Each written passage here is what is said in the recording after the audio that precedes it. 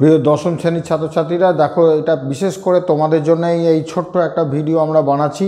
তো এখানে দেখতে পাচ্ছ তোমরা একটা বৃত্ত রয়েছে, বৃত্তের এই যে বৃত্তচাপ তার সামনে একটা কেন্দ্রস্থ কোণ রয়েছে এ ও বি, আর এই সি বিন্দুতে দেখো একটা পরিধিস্থ বা একটা বৃত্তস্থ কোণ রয়েছে। তাহলে আমাদেরকে প্রমাণ করতে হয় এই কেন্দ্রস্থ কোণটা বৃত্তস্থ কোণের দ্বিগুণ।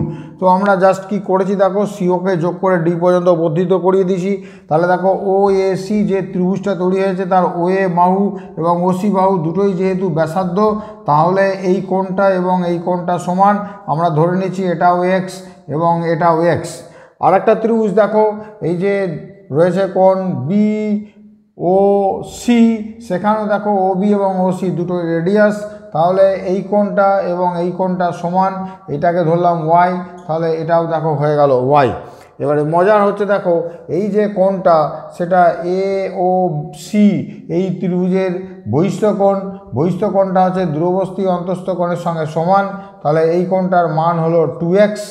আবার দেখো কোণ বি ও ডি, এই কোণটাও এই দুটো কোণের বহিস্থ কোণ, এই ত্রিভুজটার বহিস্থ কোণ, তাহলে এই দুটো কোণের যোগফলের সঙ্গে সমান, অর্থাৎ এটার মান 2y।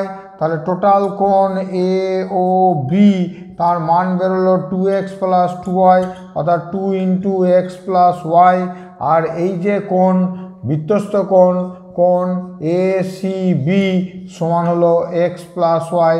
তাহলে আমরা দেখতেই পাচ্ছি যে এক্স প্লাস ওয়াইয়ের জায়গায় যদি ওটা বসিয়ে দিই তাহলে এটা হয়ে গেল 2ac বি, অর্থাৎ এ ও বি সমান